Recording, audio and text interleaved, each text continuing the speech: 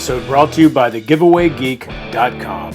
Win board games, electronics, and gift cards at thegiveawaygeek.com. The geek that keeps on giving. Hey everyone, welcome to Board Online, Board Offline. I'm Baker, and we are bringing you a how to play video for Sons of Anarchy, Men of Mayhem. Now this is a worker placement game in a lot of senses that takes place in the Sons of Anarchy universe. If you're not familiar with that television show, it's essentially about biker gangs or motorcycle clubs, as some of them like to be called. And it is certainly a show for mature viewers, and this game is faithful to much of that subject matter. So if if that's something that you need to take into consideration, please do. This is certainly not a game for small children. Probably 16, 15, somewhere in there is the earliest I would let my daughter play this game if she wanted to. With that in mind, though, let's get right into how to play Sons of Anarchy, Men of Mayhem. The first thing players will do to set up is set out the 5 starting sites, which is the emergency room, St. Thomas Hospital, the Cut and Bag Op, Charming Police Department, and the Gun Factory. If you're ever not sure which ones are the starting sites, they are double-sided with the location on both sides. Next, shuffle all remaining sites, and then place out 6 more face down without looking at them. All remaining sites should be placed back in the box without revealing them. Locate the 4 red striped Anarchy cards, which are clearly different from the normal Anarchy cards, and remove them from the deck for your first game. They can go back in the box. Then shuffle the Anarchy deck. Once you've shuffled the Anarchy deck, deal 15 face down into a new deck, and then return the remaining to the box. This 15-card Anarchy deck serves as the game's timer. When the last 3 Anarchy cards are revealed, it's the final round of the game. As a group, decide whether you're playing an unleaded or high-octane game. In an unleaded game, all gangs start with the same number of resources and do not have any special abilities. You can see the resources here and here are exactly the same, and right here is an order summary instead of special abilities. In a high-octane game, each gang has different resources, as you can see here, and they have their own special abilities. It should be noted that the 1-9ers also have an altered heat track on the high-octane side of their clubhouse. The rulebook recommends using the unleaded side of your clubhouse for new players. However, if you're an experienced gamer or you're just feeling adventurous, you could start your first game with the high-octane side. To start the game, each player rolls a die, and the player with the highest result chooses their gang first. Keep in mind that the gang symbol on each die counts as a 6. Once that player has determined which gang they're going to be, they'll take the clubhouse and the shield for that gang. Proceeding clockwise, the other players will each pick a clubhouse card and a matching shield for the gang they want to be.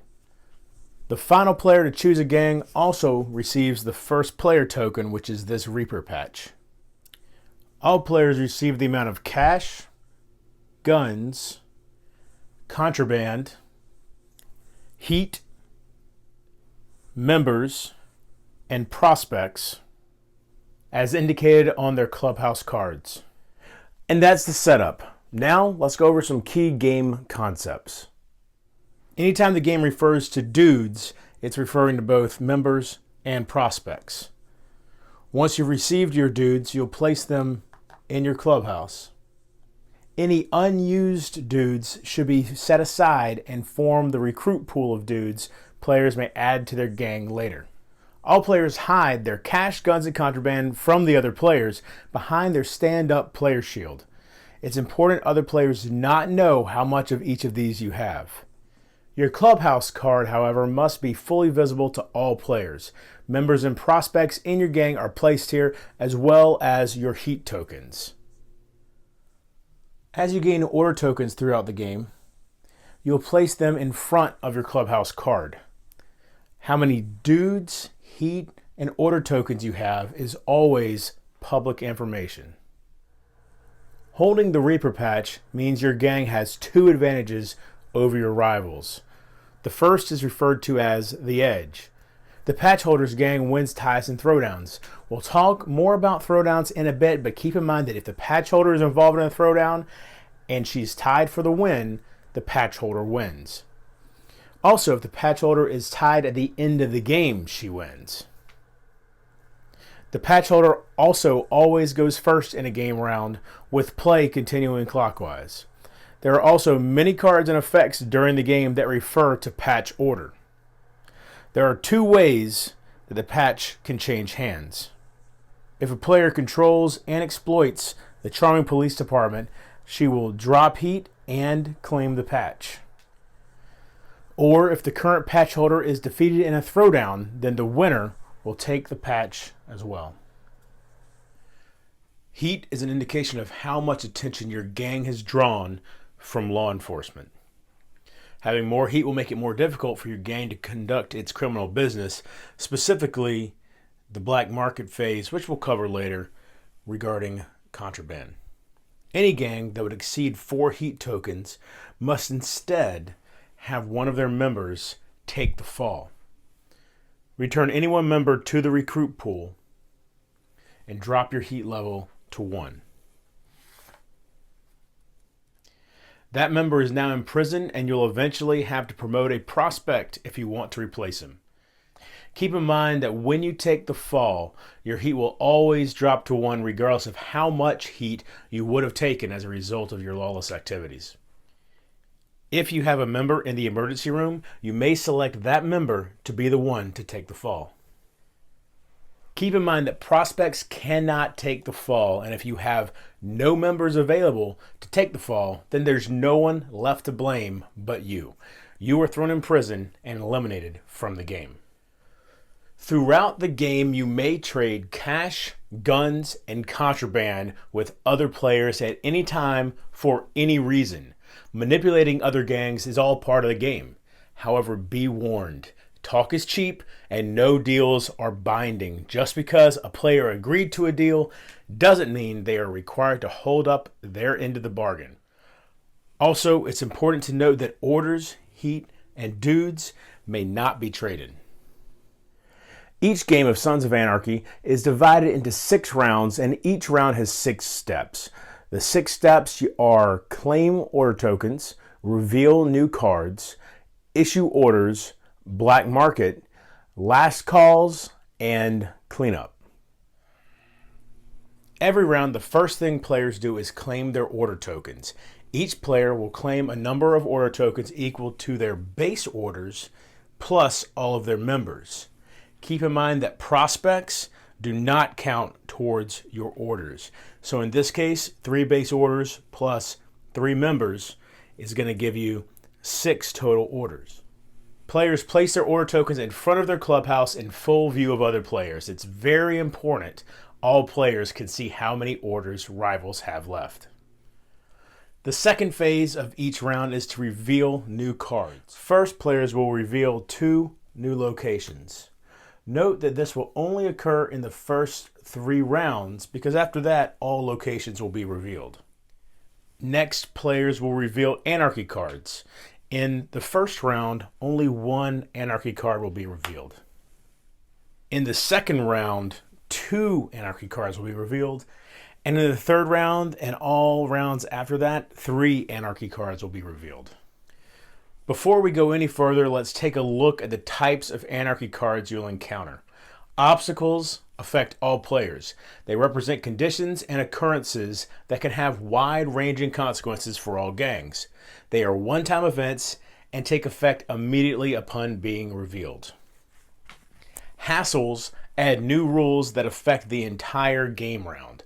They may limit your ability to buy or sell items, change how heat works, or have other effects. Opportunities are considered locations, which gangs may seize and exploit just like other locations, which we'll get into in a bit. Even though last calls are revealed in the second phase of the round, they do not resolve until the end of the round as the 5th phase. This gives gangs the entire round to position themselves to avoid or capitalize on the effects shown. Anytime an obstacle or last call affects a player with the most of something, such as heat, and two or more players are tied for the most, it affects all tied players. The third phase of every round is the issue orders phase. In patch order, players take turns issuing a single order. The 6 different orders a player may issue are ride, exploit, throw down, recruit, patch in, and sit tight. If a player has no order tokens in front of them and no other actions to take, their turn is skipped and the next player with an order token will continue play. Play continues this way until all orders have been issued, and to avoid confusion, the rulebook recommends placing spent order tokens in the box. The ride order is used to move any number of your dudes from any one location to any one other location. To give the ride order, simply return an order token to the box. The ER is not considered a location, and therefore you may not move your dudes to the ER. Also, while clubhouses are considered locations, you may not move one of your dudes to a rival's clubhouse. The exploit order allows a gang to take advantage of a location they control. A location may only be exploited one time per round, so it should be marked as exploited by placing the used order token in the top right corner on this Anarchy symbol. To exploit a site, a player must control it. A player has control of the site if her gang is the only one present. If more than one gang has a dude there, then the site is considered contested. And if no gangs have their dudes there, the site is uncontrolled. When you exploit a site, you may immediately take advantage of any rules or transactions listed on that site. In this case, the one-niners can swap a gun for 2 contraband up to 2 times, or sell contraband for 3 money up to 2 times. Doing either of these will gain them 1 heat. Some sites have additional boost abilities. At one of these sites, you may use just the main site ability, both the main site and the boost ability, or just the boost ability. If you use both the main ability and the boost ability, you must spend 1 order token for the main ability and 1 order token for the boost ability. Keep in mind that some sites like Impeccable Smokes will show a maximum of 2 times that you can do their ability. Some sites will allow you to do it even more than 2 times.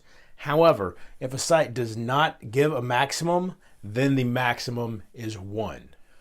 Also, certain Anarchy cards will affect specific abilities at these sites.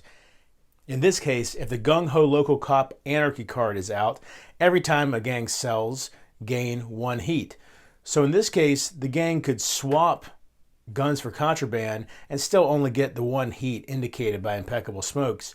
However, if they sold contraband for money, they would gain this heat as well as the additional 1 indicated by the Anarchy card. Issuing a recruit order adds a prospect to your gang. Place 1 order token in the box and then place a prospect from your recruit pool into your clubhouse.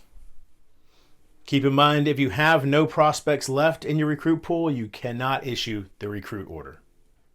Issuing a patch in order promotes a prospect to a full member status. The player spends 1 order token and places it in the box, and then it additionally spends 1 gun and 1 cash, placing them back in the supply, and then returns their prospect to the recruit pool and replaces it with a member. Keep in mind that if you have no members in your recruit pool, you may not issue the patch in order. The player may not want to do anything at all, and instead she may want to wait and see what other players are going to do. In that case, she must still issue an order, but it's called the sit tight order, and she does nothing. If you find yourself and a rival gang at the same location, you may decide to throw down with that gang in order to gain control of the site, because remember, You may not exploit a site if you do not control it. You may give the throwdown order by discarding an order token and then selecting a location that has at least one of your members and at least one of any rival dude. You may not give the throwdown order at a site containing only your prospects. The first step of resolving a throwdown is to call for backup. In patch order, each participating gang must decide if they will call for backup. To call for backup, spend an order token and move any number of dudes from one location to the throwdown location. A player may spend additional order tokens to bring dudes from additional locations in the same manner. A player must move all of their reinforcements at once, and then play will move to the next player. After all players have either brought reinforcements or declined to do so, the second step in resolving a throwdown is to pull guns. All players will now decide how many guns, if any, they'll bring to the fight. Participating players secretly select how many guns they want to pull in the throwdown, conceal them in their fist, and then place their fist over the tabletop. You may not pull more guns than you have dudes in a throwdown. When all players have extended their fists over the table, they reveal the guns simultaneously. All guns used in the fight are discarded afterward, and all players who brought guns to the fight will gain 1 heat at the end of the throwdown, regardless of how many guns they brought. After revealing the guns, the final step of the throwdown is to get bloody. All participating players roll their die and then add the results to the following bonuses. +1 per prospect, +2 per member, and +3 per gun. The player with the highest total wins the throwdown. So in this case, the 1-9ers won. In the event of a tie, both sides lose unless one of the tied players is the patch holder, in which case she wins. Win, lose, or tie, every gun used in the throwdown will injure a rival dude. Each player chooses which of her dudes gets injured and places them in the ER on their side. So in this case, one of the Mayans will be injured because one gun was brought by the 1-9ers. Meanwhile, 2 1-9ers, even though they won, will be injured. And the 1-9er player probably will choose the prospect as one and then one of their members. All uninjured dudes of the gang that lost are removed from the site and returned to their clubhouse. If the winning gang received enough injuries from guns to send all their dudes to the ER, the loser must still retreat to their clubhouse even though there will be no more dudes left on the site. Sometimes a throwdown may involve more than 2 gangs. This is called a pile-up throwdown. This is accomplished in the exact same way with all gangs calling for backup, pulling guns, and getting bloody. The player with the highest result wins and the other 2 gangs retreat. If 2 or more gangs are tied for the win, then all gangs retreat to their clubhouses, leaving the site uncontrolled, unless, of course, one of those tied gangs is the patch holder. Players who use guns and pile-ups decide which gangs take those injuries. The injuries are then assigned by the leader of that gang. The injuries may all be given to a single gang, or they may be spread out. In a pile-up, injuries are divided in patch order. The player who wins the throwdown benefits in a few different ways. First, the location is now clear of rival gangs. Second, if the player who ordered the throwdown wins, they may immediately exploit the location, assuming it hasn't already been exploited this round. Keep in mind they do still need to issue an order to exploit the location. And third, if the patch holder is defeated, the winner takes the patch. Some gangs have club orders on the high octane side of their clubhouse. These are additional orders which may be issued multiple times per round, just like any other order. In the case of the Mayans, as your turn, you may issue an order to swap contraband for a gun. You can do it maximum of 1 time per order. Keep in mind that the high octane side of a clubhouse may have additional rules for that gang. In the case of the Mayans, they don't have to discard an order token in order to throw down. After all orders have been issued, gangs will be given the opportunity to traffic contraband in the black market phase. You'll want to reference this black market reference card in order to see exactly what's going on there. There's a 3-player side and a 4-player side. How much contraband a player may traffic is determined by their heat level. So if the 1-9ers have no heat, there's also no limit to the amount of contraband they can traffic in the black market phase. However, if they have 1 heat, they can only traffic up to 4 contraband during the black market. Anyone who chooses to traffic contraband gains 1 heat at the end of the black market phase, regardless of how much they trafficked. All players secretly place the contraband they wish to traffic in their closed fist and then extend their fist over the table. Once everyone's fist is extended, all players will open their hands, simultaneously revealing how much contraband they're going to traffic. The selling price for contraband is determined by the total amount being trafficked. For instance, in a 4-player game, if a total of 5 contraband were trafficked between all the players, then each contraband is worth 2 money. Once the street value of the contraband is determined, players then receive the appropriate amount of cash. After the black market has been resolved and all players have stashed their recently acquired cash behind their player screens, any last call Anarchy cards in play will be resolved. Remember that if an Anarchy card affects the highest or lowest of something and 2 gangs or more are tied, it affects all tied gangs. And finally, the last step of every round is the cleanup phase. The very last thing players will do at the end of every game round is clean things up. There are a few things that must be done to get ready for the next round.